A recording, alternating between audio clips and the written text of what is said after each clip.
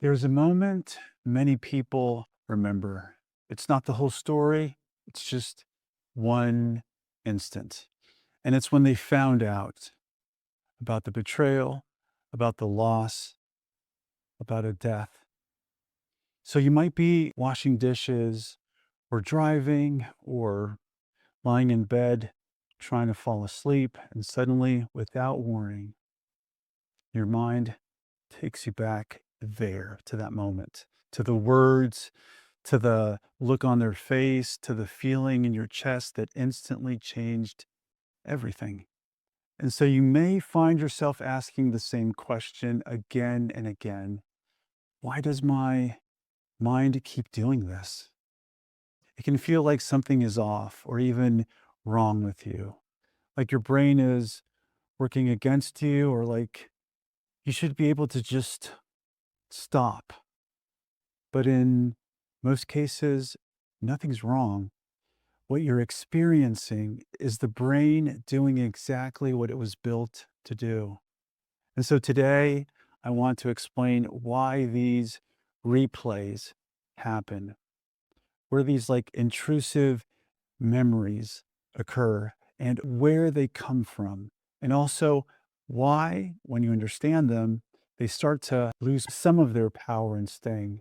Because understanding brings awareness, and awareness happens in the prefrontal cortex, where we can access and alter the posterior and anterior hippocampal areas responsible for the emotional intensity and visual vividness of those replays. And that's where the magic happens.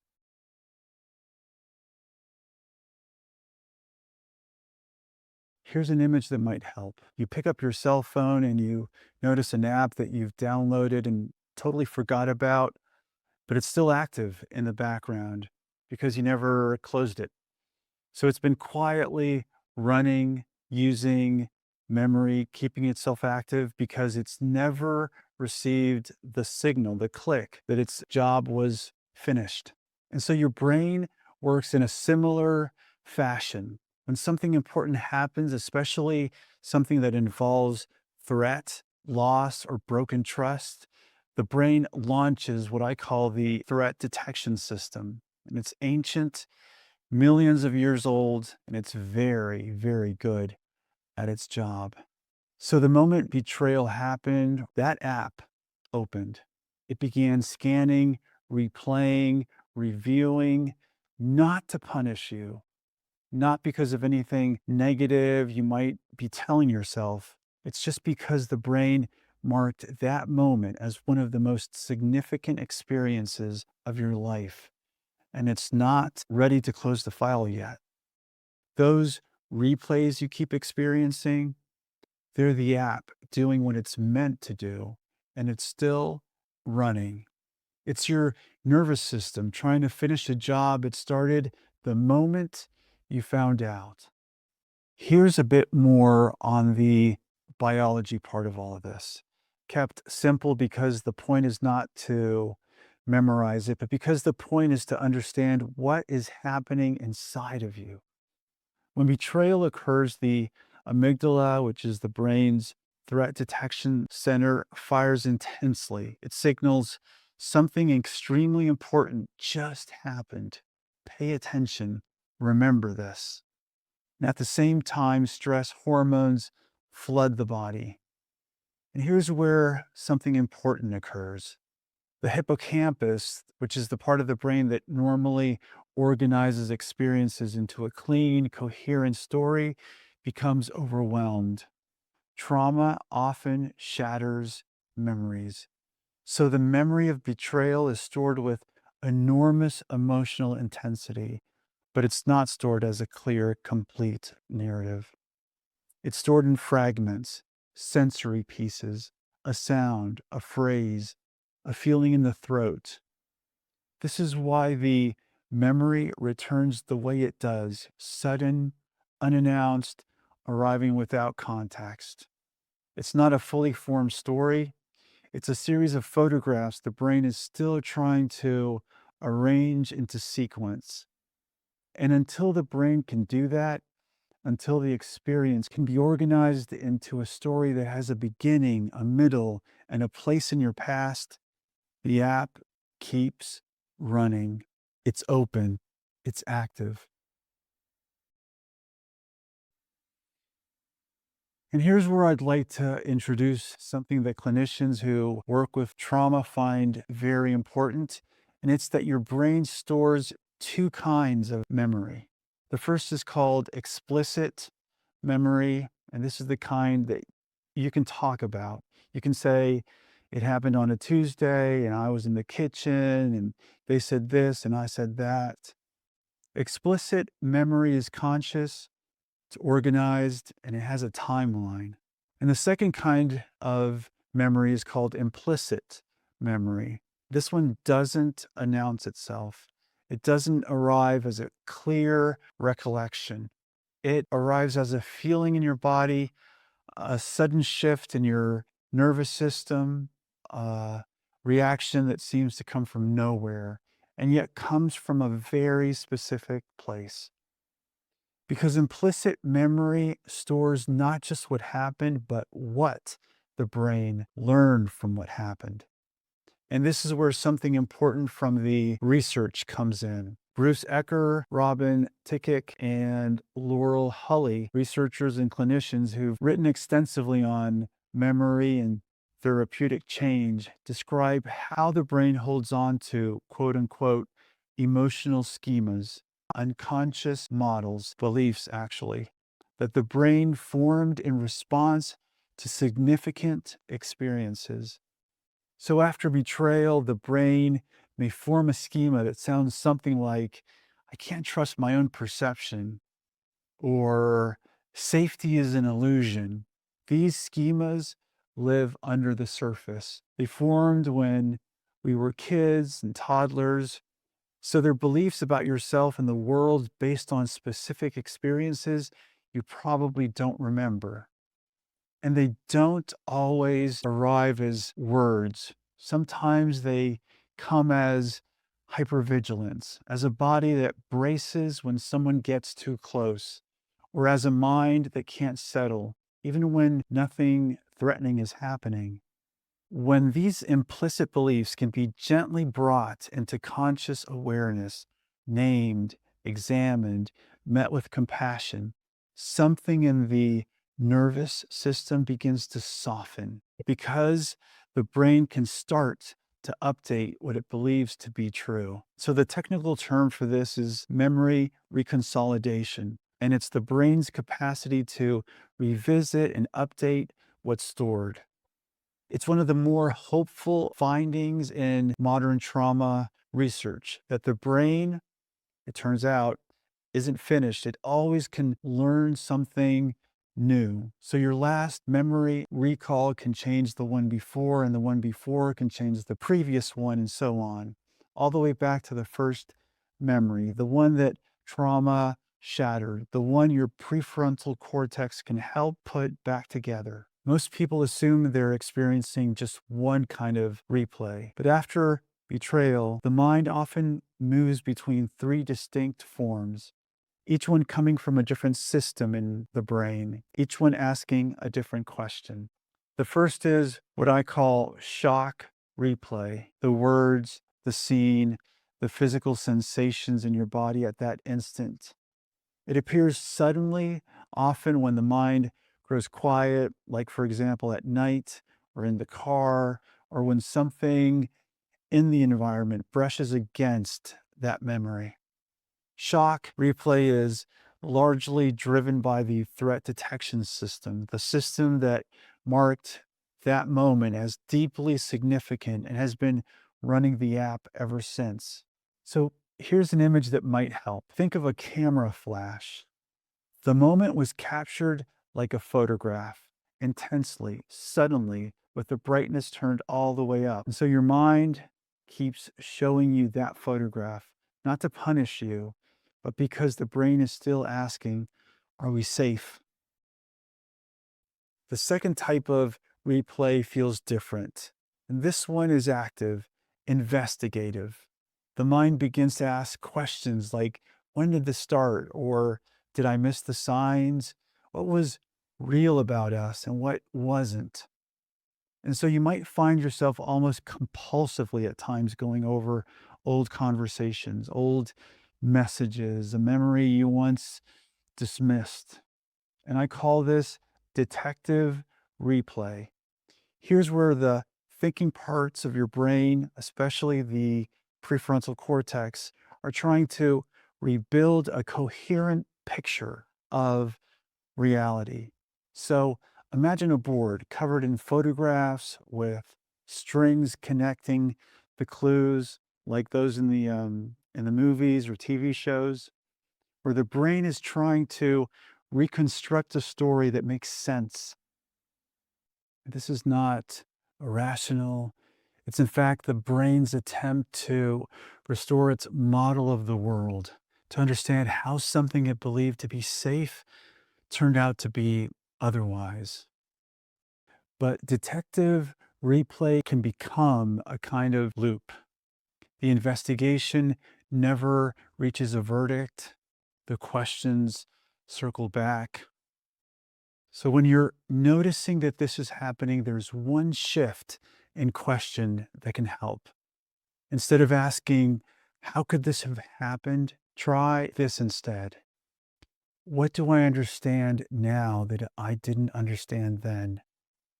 The first question keeps the investigation open, and the second allows the detective to draw a conclusion and eventually close the file. The third type of replay is often most disorienting because instead of replaying the betrayal or the loss, it replays something entirely different.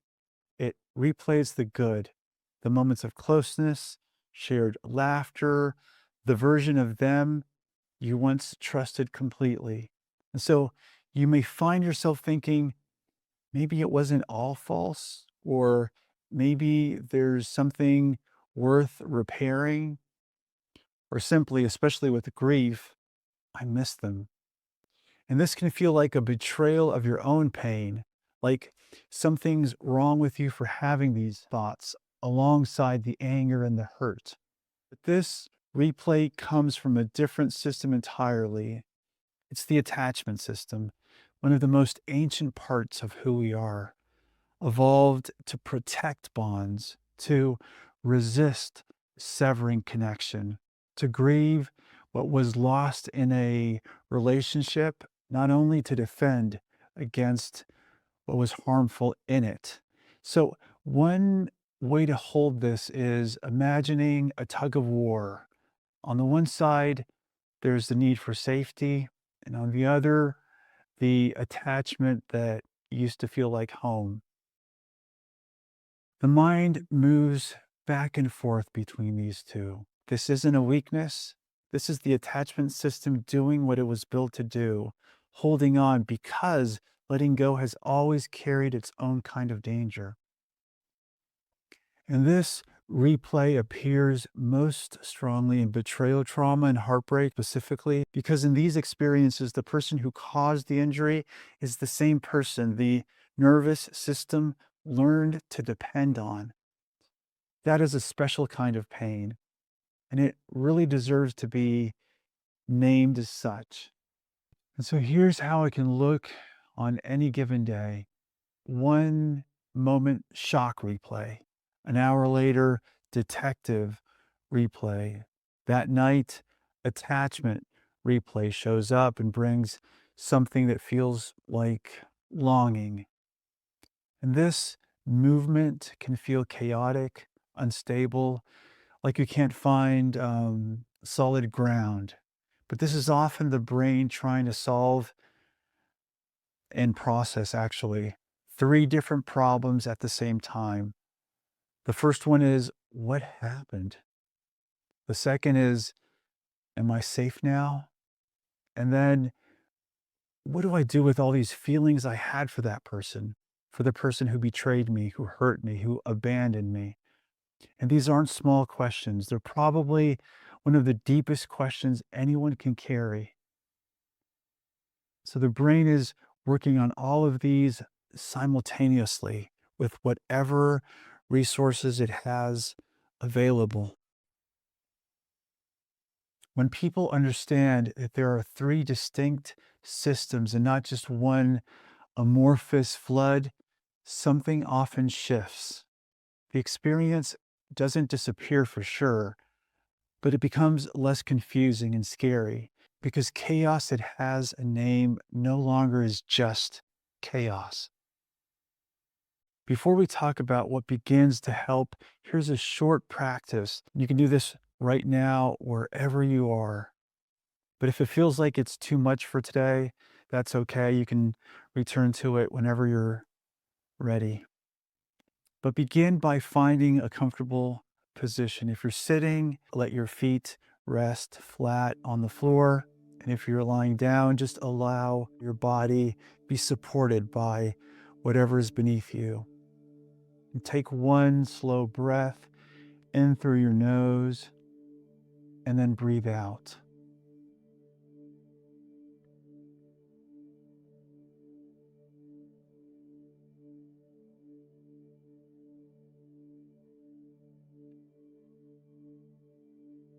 Now, slowly, without forcing anything, bring to mind the replays I talked about. Not the content of them, not the details, just the awareness that they visit you.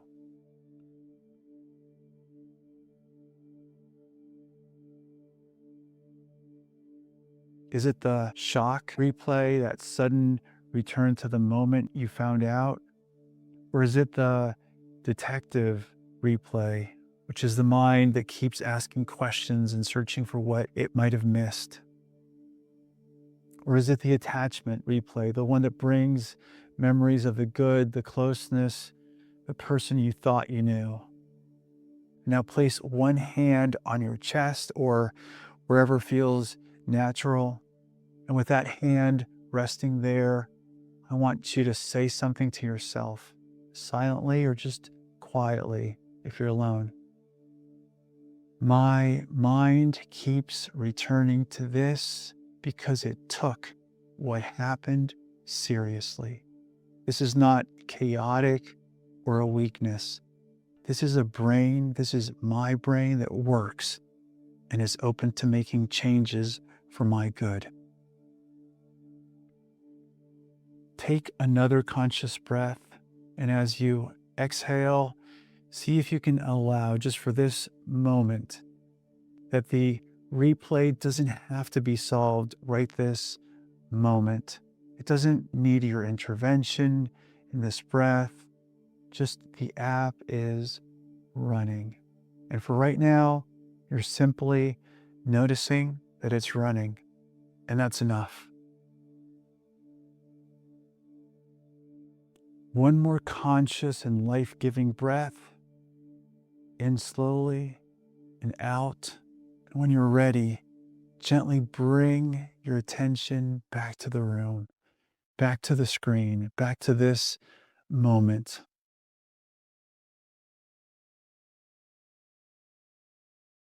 Now I'd like you to pair the replays with a positive or neutral memory. Research and clinical experience suggests that this practice helps move the needle, it helps heal. So, for example, when the replays come to mind intrusively, let them. Acknowledge them and thank your brain for doing its job. But then pair it with a positive or neutral memory that has nothing to do with your betrayer or the person you lost. Always have 4 or 5 good memories in your back pocket ready to use when these replays show up. Again, don't suppress it, just acknowledge and notice it. Thank your brain for running that ancient app. And there's no need to override it with positive thinking or battle with it, but gently bring it into a larger context, a neutral or positive memory that draws from a time unrelated to the person who hurt you or that left. This is what Ecker and his colleagues call memory Reconsolidation. And it's the process by which the brain, under the right conditions, can revisit and update an experience. It's the moment a schema that lived in the dark, for example, I can't trust anyone, is brought into the light and met with a compassionate alternative when you share it with a person who is caring and trustworthy. I can't trust in anyone can turn into this person harmed me, but that doesn't mean that everybody will. What you're doing slowly every time you choose to face what happened rather than run from it. So remember, the app is still active, it's open, but you're learning how to close it. And that is key. If your mind keeps returning to the moment you found out, it doesn't mean what your inner critic says it is. It doesn't mean that you're stuck in a loop or anything that's necessarily negative. It does mean, though, that your brain took what happened seriously. It marked that moment as one of the most significant experiences of your life, and your brain's been working on it ever since to understand and process it. With time, with safety, with support, and obviously I recommend professional support, these memories begin to find their place in the larger story of your life. The replay will then grow quieter over time. The app will always be there for support, but it can close. And you can begin slowly and at your own pace to return to yourself, a safer home.